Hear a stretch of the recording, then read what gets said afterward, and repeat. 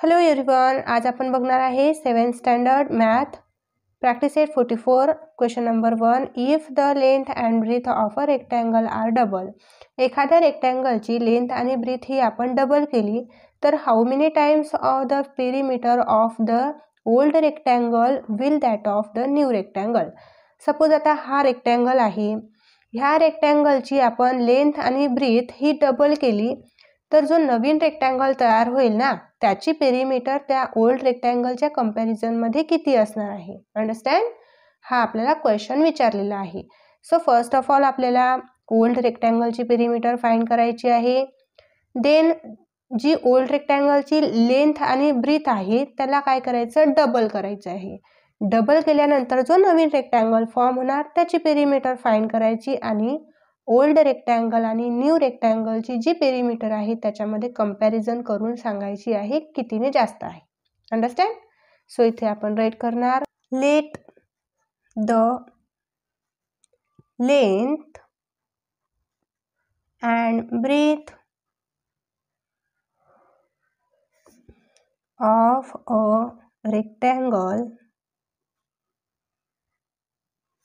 B x and y centimetre respectively. Okay, म्हणजे इथे length आपण कन्सिडर करणार आहे x आणि ब्रीथ आपण कन्सिडर करणार y. सो इथे लेंथ आपण x राईट करू आणि ब्रीथ ही y राईट करू. ओके, सो आता आपल्याला सर्वात आधी ओल्ड पेरिमीटरची रेक्टँगल फाइंड करायची आहे. So therefore perimeter of old rectangle ची पेरिमीटर फाइंड करायची आहे. तर आपण काय करत असतो, सर्व साइडची ॲडिशन करत असतो. सो इथे येणार आहे x इंटू x प्लस हा y प्लस हा y. Okay, x plus x 2x plus y plus y 2y 2x plus 2y. या दोघांमध्ये आपण 2 कॉमन काढू शकतो. 2 आणि ब्रॅकेटमध्ये येणार x प्लस y. ओके, ही पेरिमीटर ऑफ ओल्ड रेक्टँगल आपल्याला मिळालेली आहे. Perimeter of old rectangle.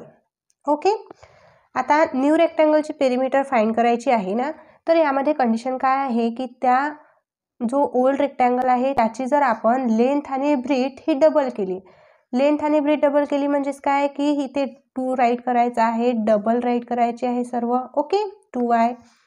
So इथे जो नवीन रेक्टँगल तयार झालेला आहे, न्यू रेक्टँगल, जी की आपण लेंथ आणि ब्रीथ ही डबल केलेली आहे ओल्ड रेक्टँगलची, तर नवीन रेक्टँगल तयार झाला तर याची आपण पेरिमीटर फाइंड करू. सो देअरफॉर इथे राईट करून घेऊ, perimeter of new rectangle. Okay, so इथे 2x plus 2x plus 2y plus 2y. बघा इथे 2x प्लस 2x आपण 4x राईट केलेला आहे आणि इथे 2y प्लस 2y 4y. ह्या दोघांमध्ये कॉमन 4 निघतो, 4 कॉमन राईट करून घेतला. इथे ब्रॅकेटमध्ये x plus y. Okay, so आता आपल्याला ओल्ड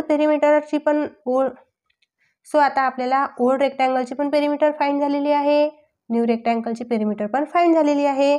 सो आता आपल्याला काय विचारलं होतं की जो न्यू रेक्टँगल असणार आहे हा ओल्ड रेक्टँगलपेक्षा किती टाइम्स असणार आहे. सो इथे आपण कंपॅरिझन करण्यासाठी दोन्ही पेरिमीटरला डिव्हायडेशन फॉर्ममध्ये राईट करू. ओके, डिव्हिजन फॉर्ममध्ये आपण राईट यासाठी करत आहे की व्यवस्थित तुम्हाला समजायला पाहिजे, नाहीतर आपण इथेच कंपॅरिझन करून सांगू शकतो. बघा इथे हा 2 टाइम आहे, हा 4 टाइम आहे, मग हा न्यू रेक्टँगल 4 टाइम आहे म्हणजे हा 2 टाइम आहे, तर मग हा डबल आहे ना, ओल्ड रेक्टँगलचा हा डबल आहे. सो ट्वाइस आपण राईट करू शकतो, बट इथे आपण असं राईट केलं तरी चालेल. Perimeter of new rectangle upon perimeter of old rectangle is equal to, new रेक्टँगलची पेरिमीटर आहे 4 in bracket x plus y, old रेक्टँगलची पेरिमीटर ही आहे 2x in bracket x plus y. Okay, 2 1 जा 2, 2 2 जा 4 आणि x plus y आपण इथे कॅन्सल करू शकतो. सो इथे काय येणार आहे 2 टाइम्स. ओके, इथे 2 आहे ना म्हणून आपण इथे 2 टाइम्स राईट केला. सो आपण इथे फायनल आन्सर राईट करून घेऊ. Therefore the perimeter of the new rectangle is twice the perimeter of the old rectangle. Okay, question number 2 आहे if the side of a square is tripled, how many times the perimeter of the first square will that of the new square be?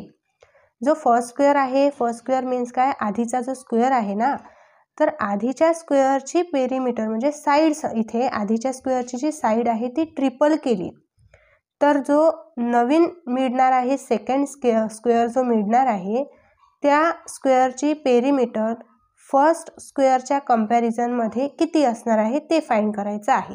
Okay, so इथे जो first square आहे ना, हा या first स्क्वेअरची side तर आपण 1 consider करू कारण सेकंड स्क्वेअरची साईड आपल्याला ट्रिपल्ड करायची आहे. ओके, सो इथे आपण राईट करू let the side of the square be x centimetre. Okay, इथे आपण x सेंटीमीटर साईड कन्सिडर करू.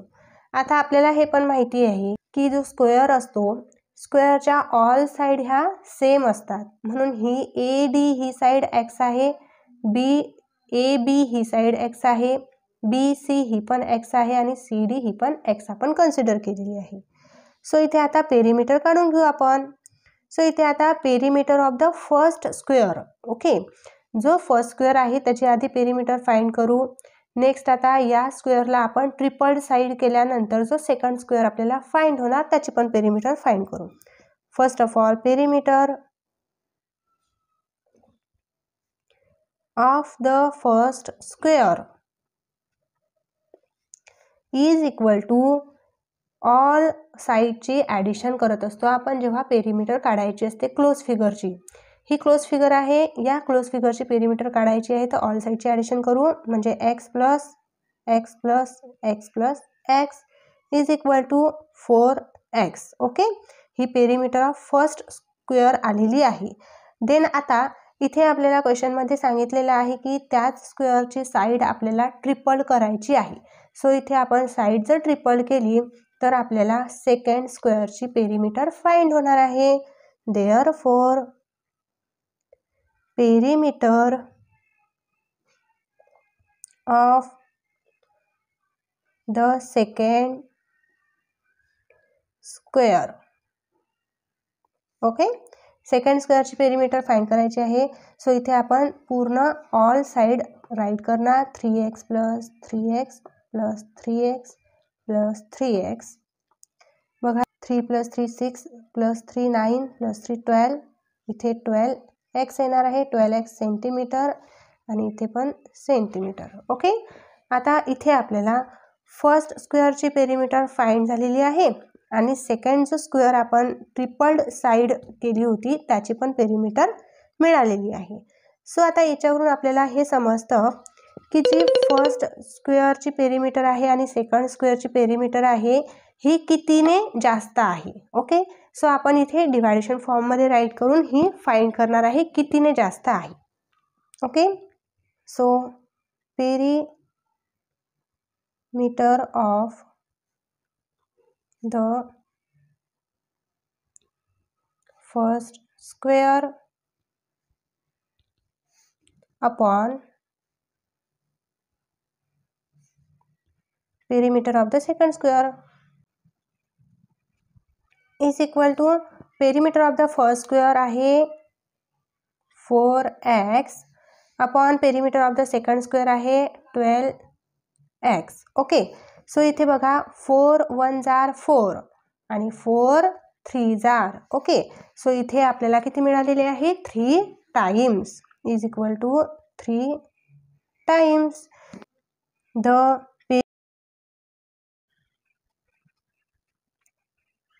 perimeter of second square is 3 times that the perimeter of first square. Okay, बघा इथे आपण हे डिवायडेशन करून असं फायनल केलं ना आन्सर की हे 3 टाइम्स आहे. ह्याच्यावरून पण आपण हे आन्सर फाइंड करू शकतो किंवा आपण एक लॉजिक लावून पण इथं फाइंड करू शकतो की इथे फर्स्ट स्क्वेअर हा 4x आहे, सेकंड स्क्वेअरची पेरिमीटर ही 12x आहे, मग 4x पेक्षा हा 12x कितीने जास्त आहे म्हणजे कितीने मल्टिपल जास्त आहे. ओके, सो इथे 3 टाइम्स आहे. सो इथे आपण डायरेक्ट हे आन्सर राईट केलं, हे न राईट करता हे डायरेक्ट आपण आन्सर राईट केलं तरीही चालेल. ओके, क्वेश्चन नंबर 3 आहे, given alongside is the diagram of a playground. ही डायग्राम आपल्याला प्लेग्राउंडची गिव्हन आहे. It show the length of its side, find the perimeter of the playground. बघा इथे काही साइड आपल्याला गिव्हन आहे. ओके, म्हणजे साइड आपल्याला मीटरमध्ये इथे गिव्हन आहे. आपल्याला ह्या पूर्ण प्लेग्राउंडची पेरिमीटर फाइंड करायची असते. आता हे जी क्लोज फिगर आहे ह्याची आपल्याला पेरिमीटर फाइंड करायची आहे, तर आपण काय करत असतो, ऑल साइडची ॲडिशन करत असतो. बट आता तुम्ही म्हणाल की ह्या साईडचीच लेंथ आपल्याला इकडे दिलेली आहे, ह्या साईडची लेंथ तर आपल्याला इथे गिव्हन नाहीच आहे. हा क्वेश्चन यासाठी आपल्याला दिलेला आहे की आपला माइंड या क्वेश्चनमध्ये किती चालणार आहे. ओके, सो इथे आपण काय करू शकतो, बघा ही जी गिव्हन लेंथ दिलेले आहेत ना, या गिव्हन लेंथच्या अकॉर्डिंग आपण ह्या लेंथ फाइंड करू शकतो. ओके, खूप इझी आहे. बघा इथे आपल्याला ही सर्व लेंथ दिलेली आहे, ह्या 2 लेंथ आपल्याला मोठ्या फाइंड करायच्या आहे. सो मी इथे आता नाव लेबल करून घेते ह्या फिगरला, म्हणजे आपल्याला व्यवस्थित फाइंड करता येईल. ओके, बघा इथे मी नाव लेबल करून घेतलेले आहे ABCDEF. ओके, आता इथे आपण ही एक डॉटेड लाईन काढून घेऊ या C पासून इथे इथपर्यंत, आणि ह्या C पासून अशी एक डॉटेड लाईन काढून घेऊ. ती आपण कशासाठी काढणार ना हे तुम्हाला कळेलच. बघा इथे आपण डॉटेड लाईन काढून घेणार आहे आणि इथे आपण P कन्सिडर करू की इथे P आहे. ओके, नेक्स्ट आता इथून डॉटेड लाईन आणि ही आपण Q कन्सिडर करणार आहे. ओके, बघा आता आपल्याला A पासून तर ही पूर्ण इथे लेंथ फाइंड करायची आहे. सो ह्या C पासून ह्या Q पर्यंत आणि E पासून F पर्यंत इथे ही DE 50 मीटर आहे, 15 मीटर गिव्हन आहे. सो ही पण लेंथ Q आणि F ही एवढीच आहे, 15 मीटर एवढी. सो इथे ही पण काय असणार आहे, 15 मीटर. ओके, आता इथे आपल्याला A आणि Q फाइंड करायची आहे, तर ह्याची अपोजिट जी लेंथ आहे B आणि C, B आणि C ही पण 15 मीटर आहे. सो AQ ही पण 15 मीटरच असणार आहे. ओके, बघा A पासून तर F पर्यंत आपण पूर्ण लेंथ फाइंड करून घेतलेली आहे. आता आपल्याला F पासून E पर्यंत ही लेंथ फाइंड करायची आहे. तर F पासून P पर्यंत ह्याच्या अपोजिट लेंथ बघायची आहे आपल्याला. अपोजिट एक्झॅक्ट अपोजिट लेंथ कोणती आहे, AB. So opposite length 10 metre आहे. सो ही पण किती असणार आहे, 10 मीटर. ओके, सो इथे आता P आणि E ची अपोजिट लेंथ इथे C आणि D आहे. C आणि D इथे 5 मीटर गिव्हन आहे. सो इथे P आणि F पण किती असणार आहे, 5 मीटर. ओके, सर्व लेंथ आपल्याला इथे मिळालेले आहे. सो आता आपण इझिली पेरिमीटर फाइंड करू शकतो सर्व लेंथचे ॲडिशन करून. ओके, सो इथे आपण राईट करू, द पेरिमीटर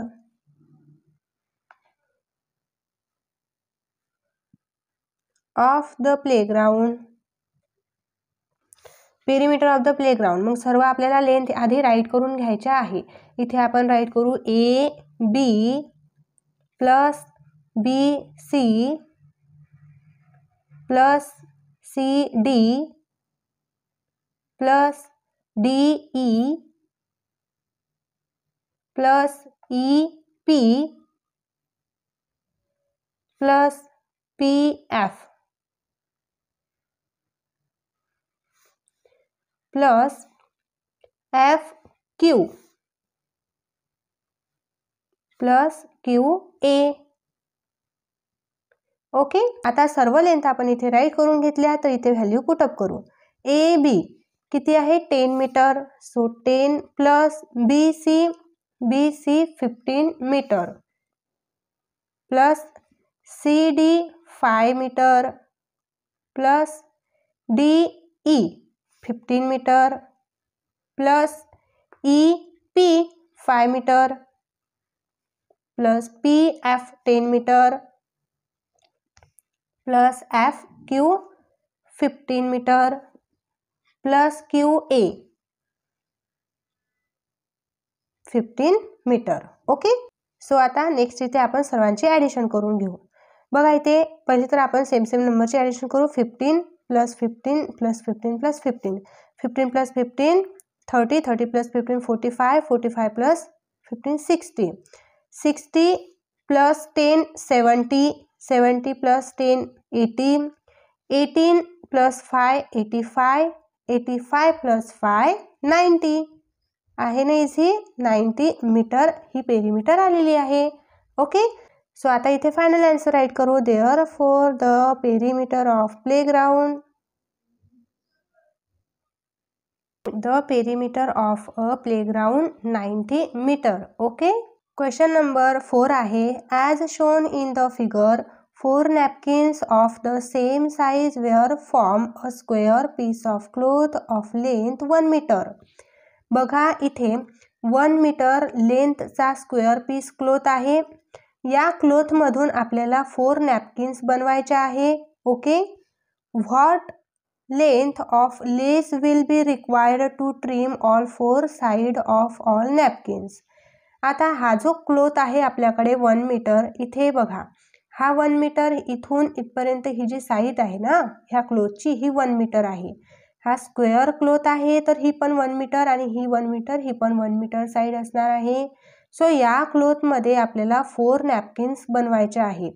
4 नॅपकिन्स बनवल्यानंतर त्यांना लेस ट्रिम करायची आहे. सो त्यांना लेस 4 नॅपकिनला ट्रिम करायची आहे, तर किती मीटर लेस रिक्वायर्ड आहे हे क्वेश्चन विचारलेला आहे. ओके, सो इथे हा कापड आहे, तर ह्या कापडमधून ह्या क्लॉथमधून फर्स्ट ऑफ ऑल आपण 1 नॅपकिन ड्रॉ करून बघू. ओके, बघा इथे मी 1 नॅपकिन ड्रॉ करून घेतलेली आहे. आता ह्या 1 नॅपकिनची आपल्याला आधी पेरीमीटर काढायची आहे. ह्या 1 नॅपकिनची पेरीमीटर फाइंड झाल्यानंतर जी पेरीमीटरचा आन्सर येणार आहे त्याला आपण 4ने मल्टिप्लाय केल्यानंतर आपल्याला इथे रिक्वायर्ड लेस किती आहे ती मिळणार आहे. ओके, सो इथे 1 नॅपकिन आपण ह्या क्लॉथमधून ही 1 नॅपकिन फाइंड केली. तर बघा आता इथून इथपर्यंत ही 1 मीटर आहे. सो ही इथून इथपर्यंत हाफ मीटर असणार ना, हाफ मीटर. ओके, सो आता इथे ही जी लेंथ आपण घेतलेली आहे ही हाफ आहे, बट हे काय आहे स्क्वेअर फॉर्ममध्ये आहे. सो स्क्वेअर फॉर्ममध्ये आहे तर स्क्वेअरच्या ऑल साईड ह्या सेम असतात. ही हाफ मीटर आहे तर ही पण हाफ मीटर, ही पण हाफ मीटर आणि ही पण हाफ मीटर असणार आहे. Okay, so first of all आपण ह्याची पेरीमीटर काढून घेणार आहे आणि नंतर किती लेस रिक्वायर्ड आहे 4 नॅपकिन्सला ते फाइंड करणार. The side of the square shape